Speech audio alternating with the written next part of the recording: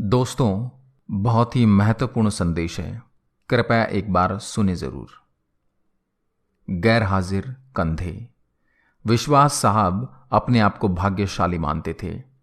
कारण यह था कि उनके दोनों पुत्र आईआईटी करने के बाद लगभग 1 करोड़ रुपए का वेतन अमेरिका में प्राप्त कर रहे थे। विश्वास साहब जब सेवानिवृत्त हुए तो उनकी इच्छा हुई कि उनका एक पुत्र भारत लौट आए और उनके साथ रहे। परंतु अमेरिका जाने के बाद कोई पुत्र भारत आने को तैयार नहीं हुआ। उल्टे उन्होंने विश्वास साहब को अमेरिका आकर बसने की सलाह दी।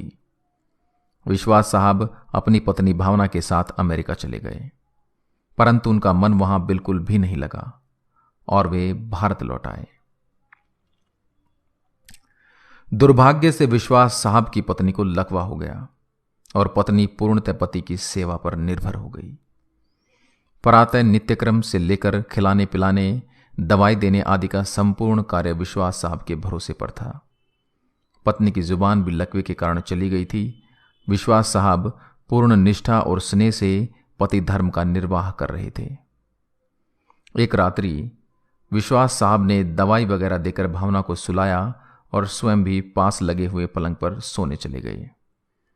रात्रि के लगभग 2 बजे हार्ट अटैक से विश्वास साहब की मृत्यु हो गई।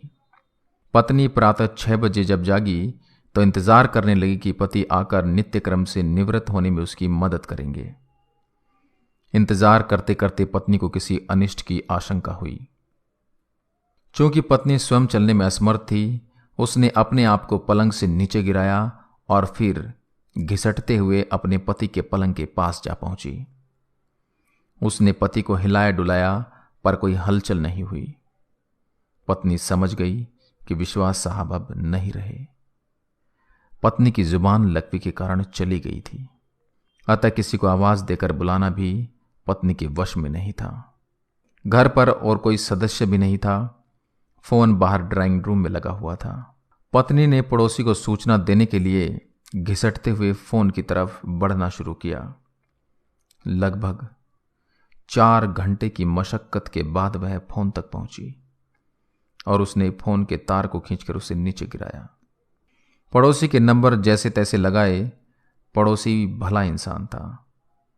फोन पर कोई बोल नहीं रहा था, पर फोन आया था, अतः वह समझ गया कि मामला गंभीर है। उसने आस पड़ोस के लोगों को सूचना देकर इकट्ठा किया। दरवाजा तोड़कर सभी लोग घर में घुसे। उन्होंने देखा विश्वास साहब पलंग पर मृत पड़े थे तथा पत्नी भावना टेलीफोन के पास मृत पड़ी थी। पहले विश्वास और फिर भावना की मौत हुई। जनाजा दोनों का साथ साथ निकला। पूरा मोहल्ला कंधा दे रहा था, परंतु 2 कंधे मौजूद नहीं थे जिसकी मां बाप को सबसे ज्यादा उम्मीद थी। शायद वे कंधे करोड़ों रुपए की कमाई के भार के साथ अति महत्वाकांक्षा से पहले ही दबे हुए थे। लोग बाग लगाते हैं फल के लिए, औलाद पालते हैं बुढ़ापे के लिए। कुछ ही औलाद अपना फर्ज निभा पाते हैं। अति सुंदर कहा है कवि ने, मत शिक्षा दो इन बच्चों को चांद सितारे छूने की। चांद सितारे छूने वाले छू मंतर हो जाएंगे।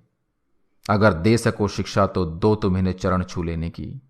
जो मिट्टी से जुड़े रहेंगे वही रिश्ते निभाएंगे। कृपया इसे बच्चों को जरूर सुनाएं। अच्छा लगे तो अपने दोस्तों के साथ शेयर करें। जय हिंद, जय भारत।